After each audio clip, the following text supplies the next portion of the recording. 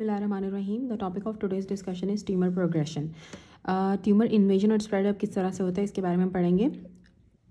जब म्यूटेशन होती हैं तो उसकी वजह से ट्यूमर की इन्वेजन या फिर स्प्रेड होना स्टार्ट हो जाता है। अब जो एपिथेलियल ट्यूमर सेल्स होते हैं वो नॉर्मली हुए हुए होते हैं एक दूसरे के साथ सेलुलर एडियंस के थ्रू, जिसे हम कहते हैं ई कैडरेंस। ई कैडरेंस की डाउन रेगुलेशन हो जाती है, जिसकी वजह से आपके जो अटैच सेल्स होते हैं वो डिसोसिएट हो जाते हैं। सेल्स जो होते हैं वो लैमिनिन से अटैच्ड होते हैं और डिस्ट्रॉय कर देते हैं बेसमेंट मेम्ब्रेन को। Collagen type 4 we are the collagenase. अब कोलेजनेज क्या होती है? जो सेल्स अटैच्ड होते हैं टू लैमिनिन डिस्ट्रॉय करते हैं सेल मेम्ब्रेन को, जिसमें टाइप 4 कोलेजन होता है। कोलेजनेज के थ्रू सेल अटैच करते हैं फाइब्रोनेक्टिन के साथ एक्स्ट्रा सेलुलर मैट्रिक्स के अंदर और लोकली स्प्रेड कर जाते हैं, एंटर करते हैं वास्कुलर एंड लिम्फेटिक स्पेसिस के अंदर, ताकि ये मेटास्टेसाइज हो सके, जिसे हम कहते हैं डिस्टेंट स्प्रेड। अब रोल ऑफ मेटास्टेसिस क्या होता है? लिम्फेटिक स्प्रेड जो होता है वो कैरेक्टरिस्टिक होता है कार्सिनोमास की, और जो हेमाटोजेनस स्प्रेड होता है वो कैरेक्टरिस्टिक होता है सार्कोमास की या फिर सम कैंसर्स की। इनिशियली जो लिम्फेटिक स्प्रेड होता है वो रीजनल ड्रेनिंग लिम्फ नोड्स के अंदर होता है, और जो हेमाटोजेनस स्प्रेड होता है इसकी एग्जांपल्स में आती हैं रीनल सेल कार्सिनोमा, जिसमें रीनल वेन होती है।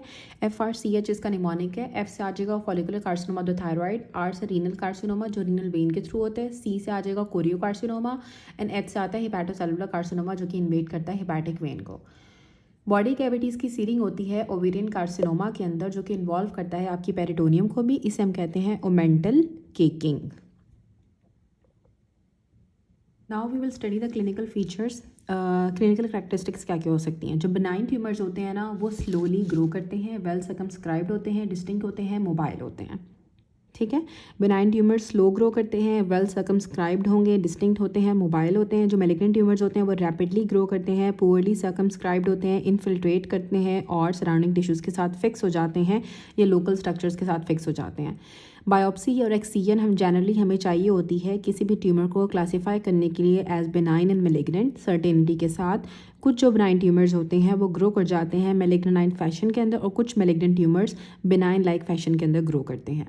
हिस्टोलॉजिकल फीचर्स के अंदर सबसे पहले आते हैं बेनाइन ट्यूमर। जो बेनाइन ट्यूमर्स होते हैं वो वेल डिफरेंशिएटेड होते हैं, और करैक्टरिस्टिक्स में इनकी क्या क्या आती हैं? ऑर्गेनाइज्ड ग्रोथ होती है, यूनिफॉर्म न्यूक्लियाई होते हैं, low nuclear to cytoplasm ratio होती है, मिनिमल माइटोटिक एक्टिविटी होती है, lack of invasion of the basement membrane of local tissues, कोई मेटास्टेटिक पोटेंशियल नहीं होता है। मैलिग्नेंट ट्यूमर्स आपके पुअरली डिफरेंशिएटेड होते हैं, एनाप्लास्टिक होते हैं, और साथ इसमें हमें डिसऑर्गेनाइज्ड ग्रोथ मिलती है, लॉस ऑफ पोलैरिटी मिलती है, न्यूक्लियर प्लियोमॉर्फिज्म हमें मिलता है, हाइपरक्रोमेजिया मिलता है, nuclear to cytoplasm ratio high होती है, माइटोटिक एक्टिविटी ज़्यादा होती है, साथ एटिपिकल माइटोसिस हो रही होती है, इन्वेजन होती है, बेसमेंट मेम्ब्रेन को इन्वेड कर देते हैं और लोकल टिश्यूज़ में भी चले जाते हैं। मेटास्टेटिक पोटेंशियल आपका हॉलमार्क होता है मैलिग्नेंसी का, और बेनाइन ट्यूमर्स नेवर मेटास्टेसाइज।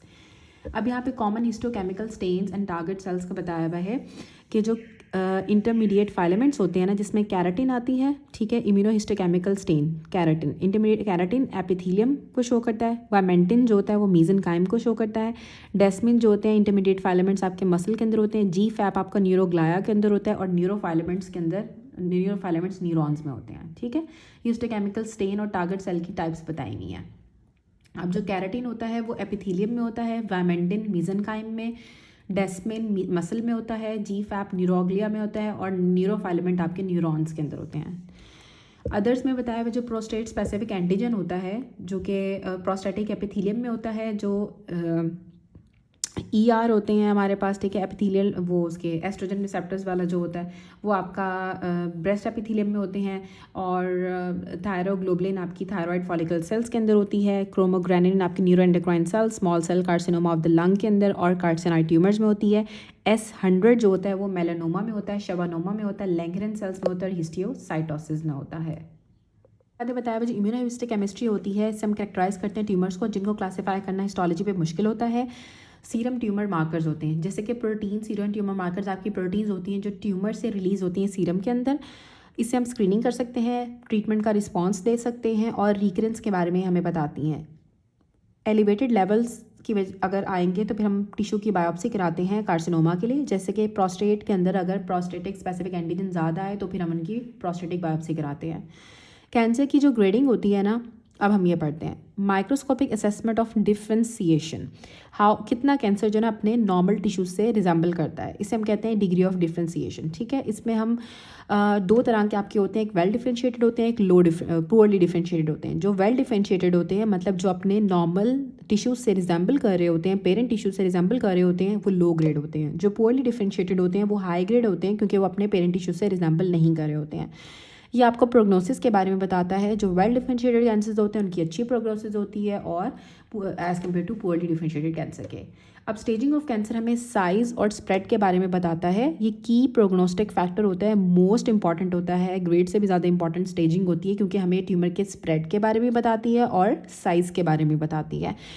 इसकी और इससे हमें ये पता चलता है कि हमने final surgical resection of tumour को डिटरमाइन करती है कि कितना ट्यूमर पड़ा है, कितना हमने उसको रिसेक्ट करना है। टीएनएम स्टेजिंग के अंदर ट्यूमर से आती है साइज़ और डेप्थ ऑफ इन्वेजन को बताता है, जो ट्यूमर होता है कि इसका साइज़ कितना है और गहरा कितना है।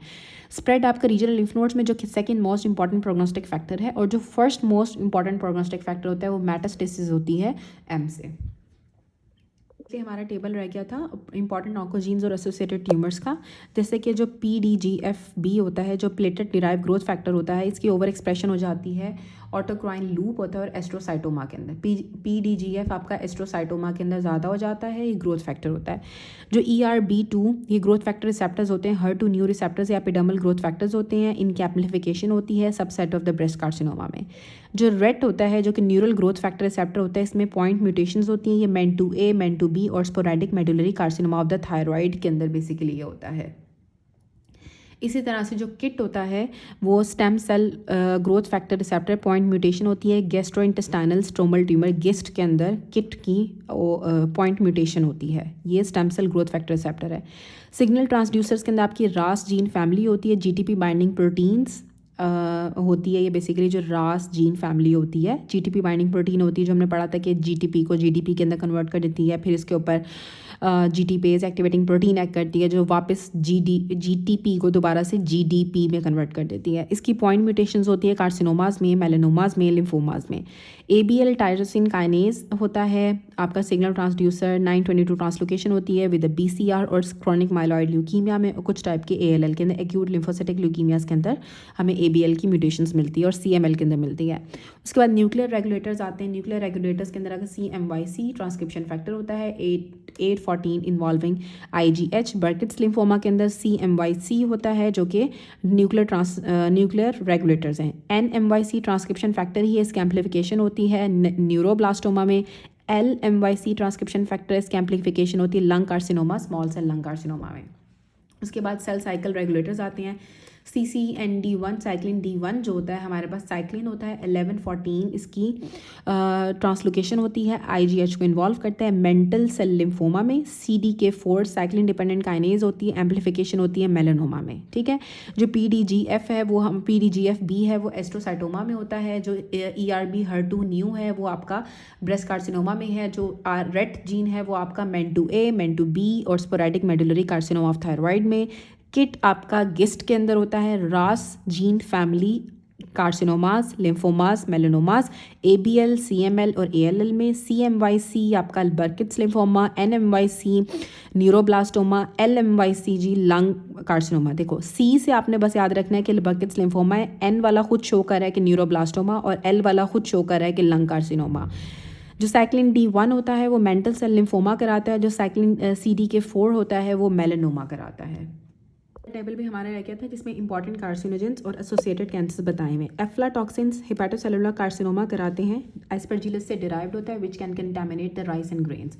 अल्काइलेटिंग एजेंट आपके ल्यूकीमिया लिम्फोमा कराते हैं, साइड इफेक्ट है कीमोथेरेपी का। Alcohol squamous cell carcinoma of the oesophagus, upper oropharynx, upper oesophagus and hepatocellular carcinoma. Arsenic smaller cell squamous cell carcinoma of skin, lung cancer and angiosarcoma of liver. Arsenic आपका cigarette smoke के अंदर present होता है। उसके बाद asbestos lung carcinoma and mesothelioma, and exposure to asbestos is more likely to lead to lung cancer than the mesothelioma. Cigarette smoke carcinoma of the oropharynx, esophagus, lung, kidney, bladder, pancreas. Most common carcinogen worldwide है. Polycyclic hydrocarbons are particularly carcinogenic. नाइट्रोजामाइंस हमारे पास stomach cancer कराते हैं, smoke food के अंदर होते हैं, responsible for the high rate of the stomach carcinoma in Japan, naphthylamine urothelial carcinoma of the bladder cigarette smoke में, vinyl chloride angiosarcoma of liver arsenic से भी हो रहा है और विनाइल क्लोराइड से भी हो रहा है। ऑक्यूपेशनल एक्सपोजर होता है polyvinyl chloride for used in pipes, PVC pipes में जो होता है, निकल, क्रोमियम, बेरिलियम और silica, lung carcinoma, occupational exposure. उसके बाद ऑन्कोजेनिक वायरसेस में एब्स्टेन बार वायरस होता है जो nasopharyngeal carcinoma in Burkitt's lymphoma and CNS lymphoma in AIDS, Epstein Barr virus Burkitt's lymphoma भी कराता है, नेजोफ्रेंजियल कार्सिनोमा भी, और जो CMYC जीन था वो भी हमारे पास बर्किट्स लिम्फोमा करा रहा था। जो ह्यूमन हर्पीज वायरस एच होता है कपोसी सार्कोमा कराता है, hepatitis B, hepatitis C, hepatocellular carcinoma, HTLV adult T cell leukaemia and lymphoma कराता है। High risk human papilloma virus में 16, 18, 31, 33 आपका squamous cell carcinoma of the vulva, vagina, anus, cervix and adenocarcinoma of the cervix. उसके बाद radiations में आती हैं ionising radiations. Ionising radiation में nuclear reactors, accidents and radiotherapy, AML, CML, papillary carcinoma of the thyroid, ये आपके radiation ionising radiation से होता है।